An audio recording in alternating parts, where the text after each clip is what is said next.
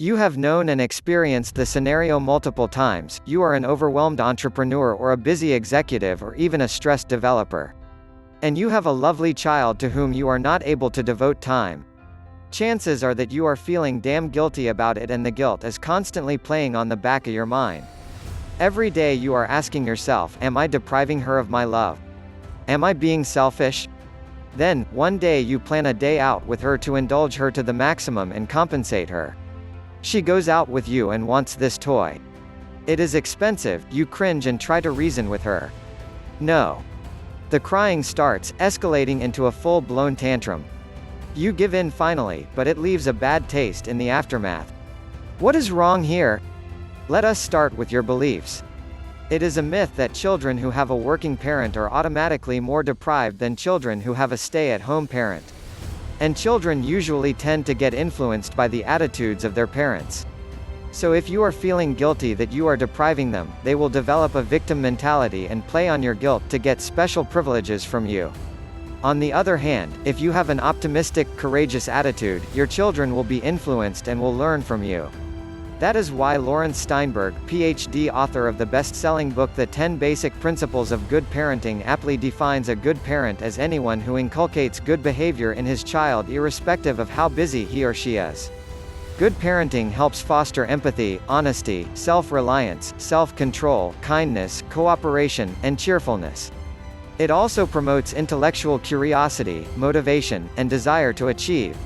It helps protect children from developing anxiety, depression, eating disorders, antisocial behavior, and alcohol and drug abuse. So give up the belief that you need to make up for not giving enough time. Present the circumstances with a positive attitude and convey the message, this is how it is and this is what I am going to be a good parent. With a clearer view of the issues you're facing, and with specific approaches for managing them, you will be better able to succeed at work and be the inspiring father you want to be at home. And here are some ways to go about it. Avoid distracted parenting. One of the worst things you can do as a parent is to talk to your boss while playing with your child. As Catherine Reynolds Lewis, who spent 5 years studying the most effective ways to help children learn for her book The Good News About Bad Behavior, says, we're also distracted by our phones. That's bad because we're not doing our children any good if we're physically with them but mentally elsewhere. Children require dedicated time, and you need to make sure that you have scheduled a special time for you and your child to count on and look forward to. If the phone rings during the special time, there is no shame in saying, sorry, this is Amalika's dedicated time, I can't talk to you right now. The smile you will see on Amalika's face and the transformation that comes along with your approach is literally priceless. Children feel special when they know that time with them is as important to you as all your other appointments and tasks. And when you are too busy during other times, you can always say, hey, I am a bit busy now but looking forward to our special time. Remember, the key is to be a good parent is to be both mentally and physically present with them. It will not work if you are mentally somewhere else and only physically with them. Children are smart, they know it when you are not listening to them. Prioritize your life. Prioritizing life is not a good to have or productivity feature. If you don't do it, others, including other things also, will do it for you. So take control of your life. Start with 2 simple questions. What do I want? What is standing in my way?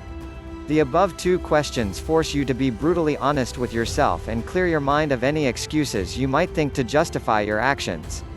Perhaps you long to spend more quality time with your kids or with your significant other.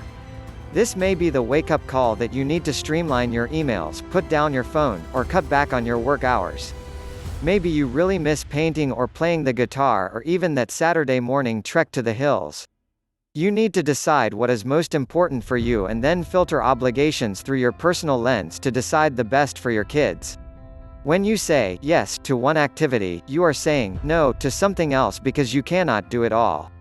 So that golf club chit-chat with your friend versus your daughter's first stage performance, you need to decide.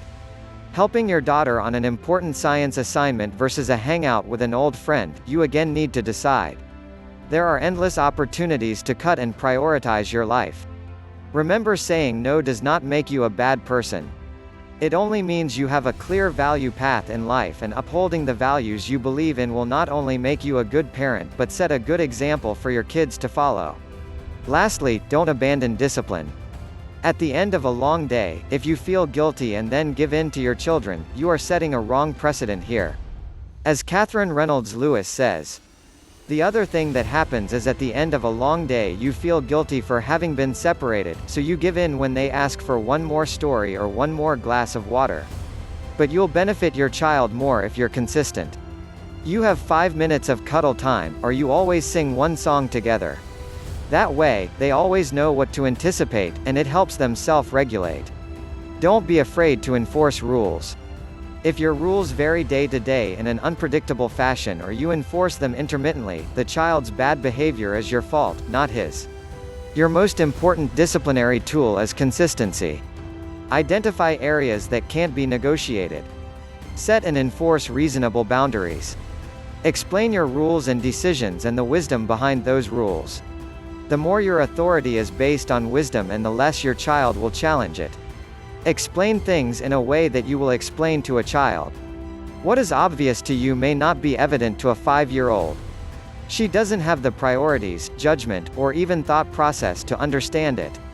Explain succinctly with examples that he can relate to and implement it in his life. A word of caution here: do not be too controlling. A kid needs his space to grow his creative potential, and too much discipline will hamper her true potential. Avoid the perfection trap. Parents tend to make their children as perfect as possible by enforcing gold standards of expectations. That never works and results in rebellion. Trying to be perfect takes far too much time and energy. Sometimes getting the job done is more than enough.